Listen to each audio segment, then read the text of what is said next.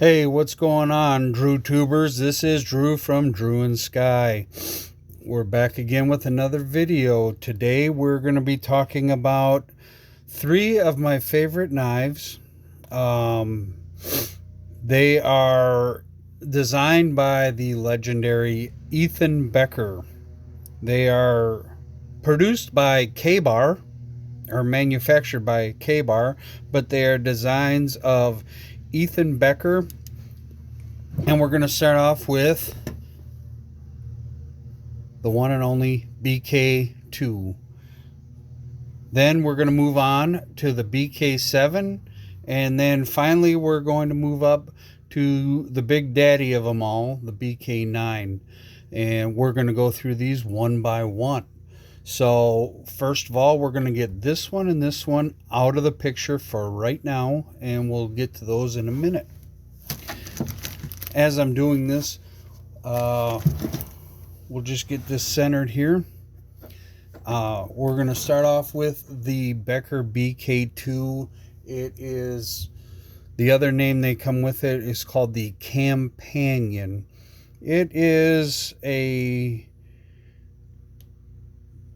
big, meaty bulldozer. And I think if you saw my previous video where I was talking about the knife that I made, this is one that kind of did a lot of the inspiration for the knife that I made. And this was the one that I watched a guy do a video and he called it a bulldozer. So before we take it out of the sheath, we're just going to look at it. This is also my favorite sheath out of the three of them because it has, hard plastic. I'm not sure. It's molded plastic. It probably has, got some kind of composite in it. I'm not exactly sure. I did not look that up because it really doesn't make a whole lot of difference to me. But I like the fact that it's a hard plastic. This is something, you could put a tech lock on here or something, and you could use it in a tactical situation a lot better than the other ones. This part here is pretty cheap, but it seems to do the job right now. I've had this knife for maybe about 2 years, and it's treated me well. I've used it several times when I've went out in the woods and done camping. It's just a great knife. This thing is, there's no rattle to it, anything like that. Let's just take it out of the case. You can see there's a little bit of wear and tear on it. We'll start off with some specs on this one. This is a USA made knife. It's made from 1095 Crovan steel, which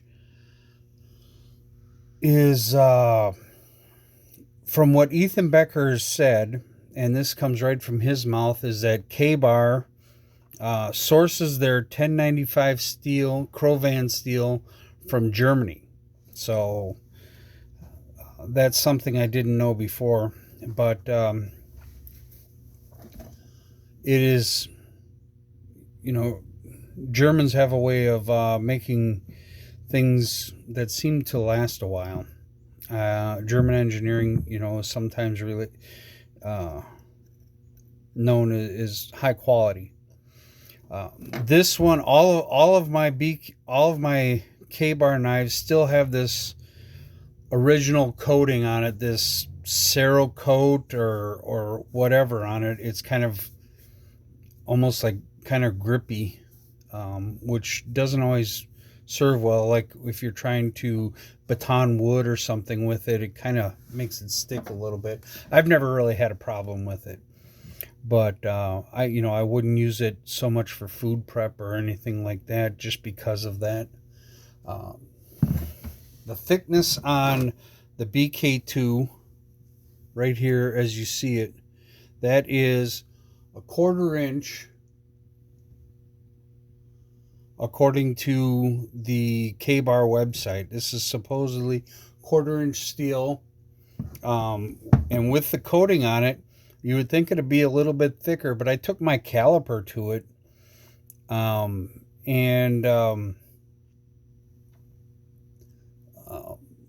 it actually came out as 0.24, so just a shade under 1/4 inch. But that's, probably due to, the grinding and the finish that they put on this before they put the coating on it. So there's a couple, what's the word I'm looking for? There's a couple measurements that, according to the K-Bar website, that are not exactly accurate. And I went through those just so you may know.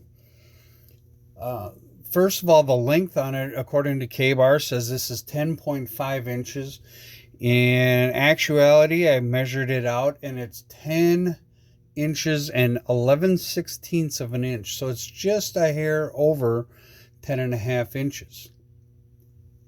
It's almost 10 3/4.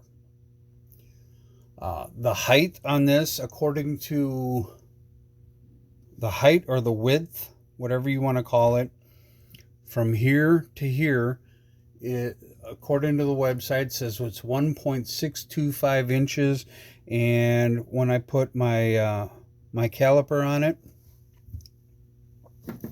it measured out at 1.66 inches.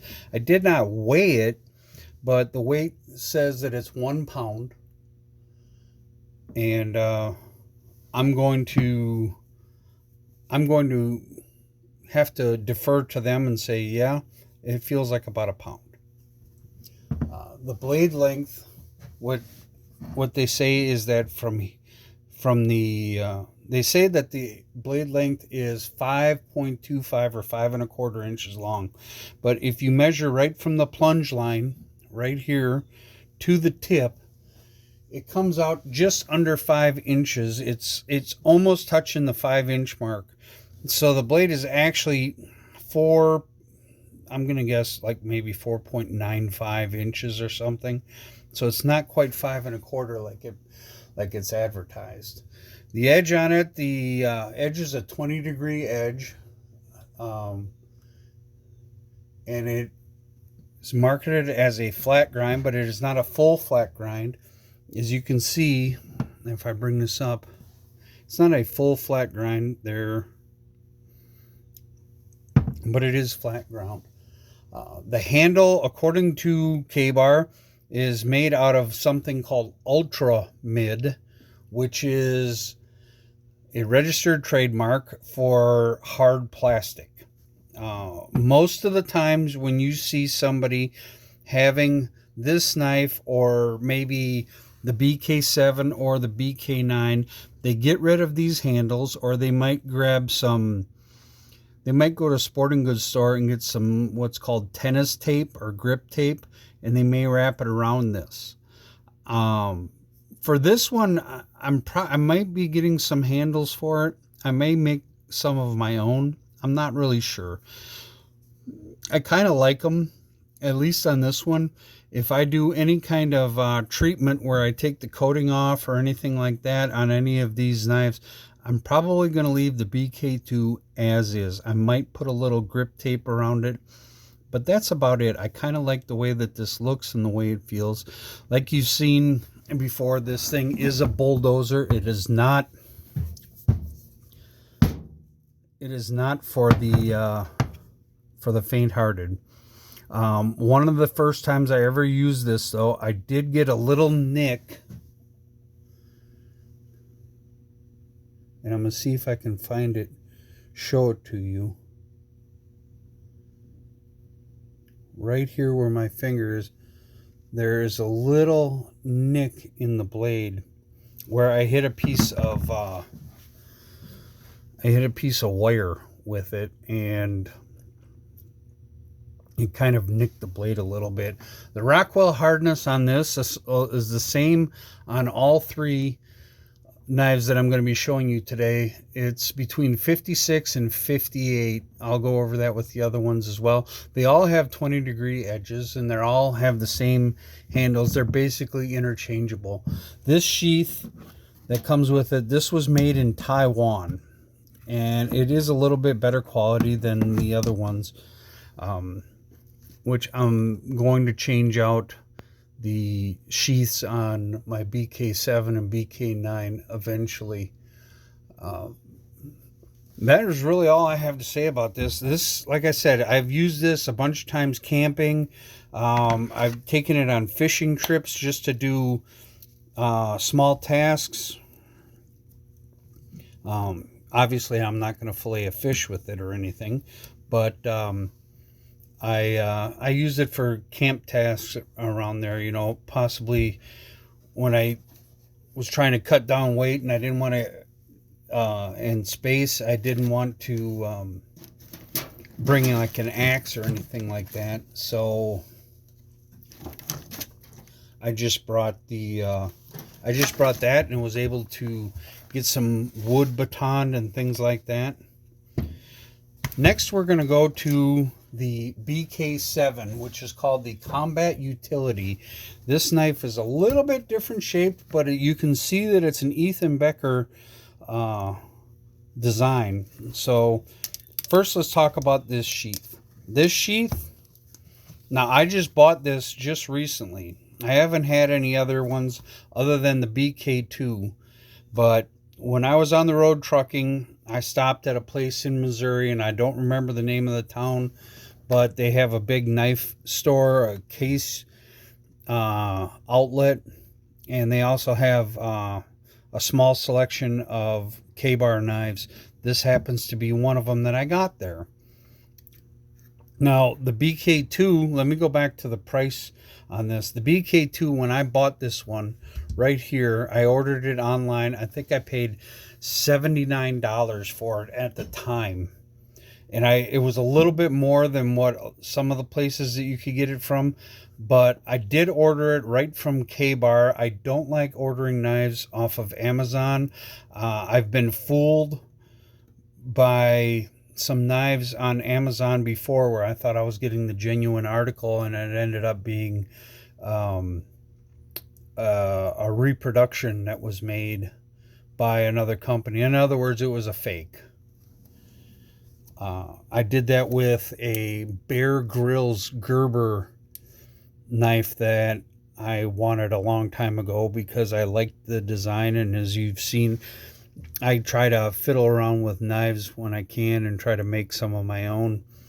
And I liked the design. I thought, well, maybe I can do this. Well, it turns out the one that I got was actually a fake. But this sheath right here, it's made in China. I'm going to throw this thing away. I don't like anything about it. If you look at this sheath, it looks like something that you would pick up a $7 survival knife at Harbor Freight. That's what this reminds me of. It not only looks cheap, it makes everything about it look cheap and low quality. I'm going to take this out, and you see this? Watch. There. It's gone. Never to be seen again. Well, I'll probably put it back in now. But this is the BK7. I love this knife. I haven't been able to use it yet because I've been on the road trucking, and I'm hoping to get out and do some videos where I actually use all three of these. But this knife, it feels good in the hand. I am going to replace the blade. I'm going to replace the scales on this one soon. And I am going to take off this coating, which is very, very, I mean, you could almost strike a match on it. That's what it feels like. I feel like if I had some wooden matches, I could just strike it on it. I like the design. It's a clip point blade. It's also 1095 Crovan steel, which is their signature steel. It's got a 20-degree edge on it. The sheath was made in China. It's a piece of cheap nylon. The only thing that this sheath has of any quality is if you look in here, you see a plastic, and I don't know, maybe I can pull this out. No, I thought I might be able to just pull it out. That would be possibly the only thing that I might keep in here. But, I mean, it has a spot you can put a few things in. And it actually, if you look, you could put like maybe a small little knife in there. It also has a small spot to carry another small knife. And then it has, I don't know, you want to carry a fire steel or some cotton balls or, you know, some little survival kit, which I'm not really big on. And I'll have a video about why I think the whole doing survival videos is kind of, I don't know.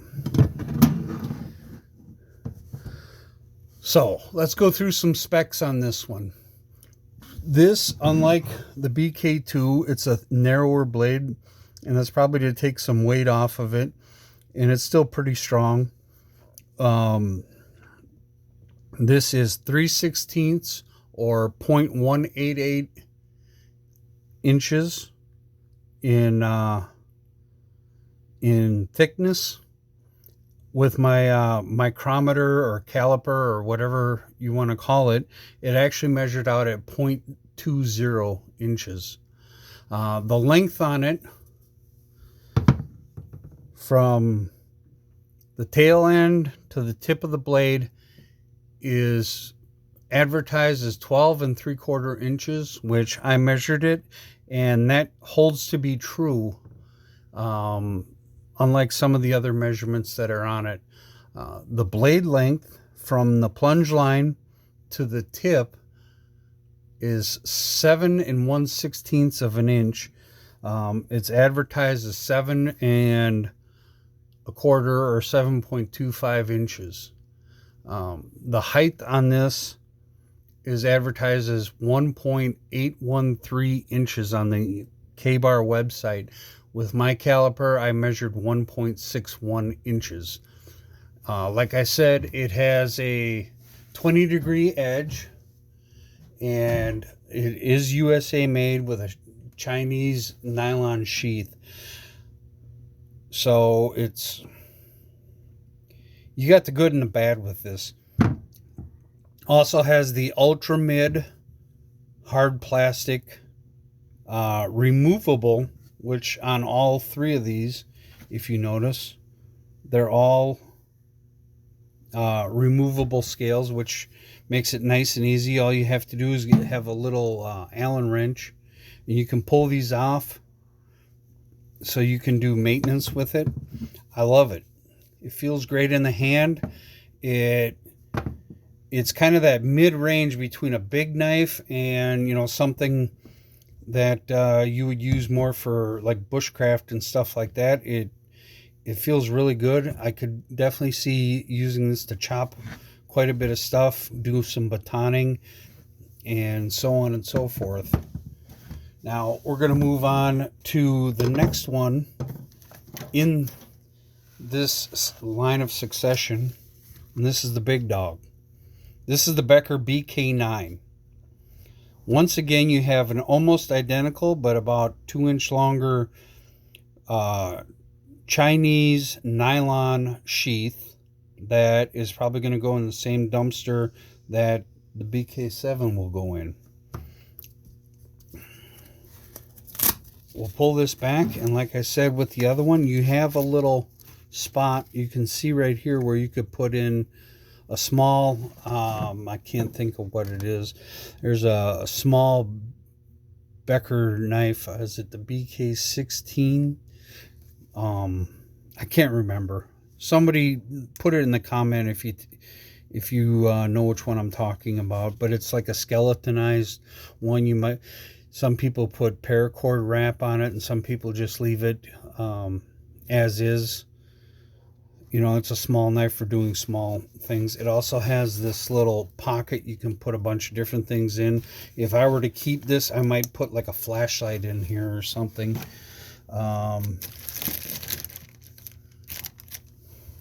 Here we go. Here's a flashlight. You know, maybe fit that in, and there you go. But I'm not going to be keeping this. One of these two knives, either the BK7, which I believe is going to be the one, or this BK9, I will be making a leather sheath of my own to put it in. And that's what it'll be. That's what it'll stay in. This is called the Becker BK9 Becker Combat Bowie knife, or Bowie. It is 1.05 pounds. It is a clip point edge. And then you can see the difference in the edges right here. The BK2 is what's called a drop point edge.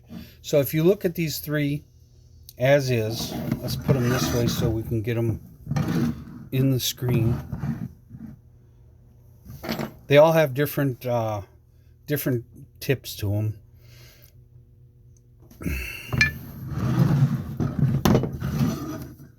This is the big daddy of them all. This one I could see doing some serious chopping with. You could do a lot of different items, and yeah, you can choke up on it. Probably better with the BK7 to do some small tasks by just using it like so. Ethan Becker actually showed how he could do that in an interview. So shout out to him. Look, this one is so new, it still has the mark on here from when it was in the display case. That's shows you how new it is. I haven't done anything at all with this. In fact, this is only the second time I've taken it out of the sheath. I do like the thumb ramps on these two.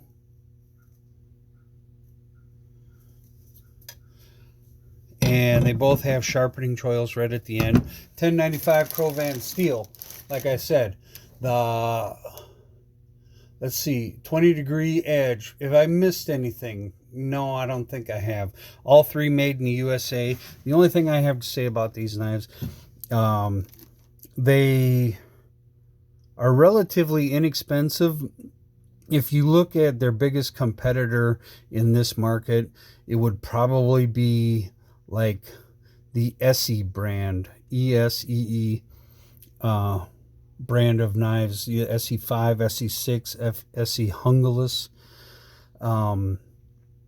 You know, those are the ones that these guys on YouTube that do like knife reviews, they'll put those two up against each other. And usually the SE knives are quite a bit more pricey. And I believe that my thought process is, and I'm sure everybody's going to say, well, duh. But, the process is they make it with these less expensive. They make these less expensive because, number one, the sheaths are not that good.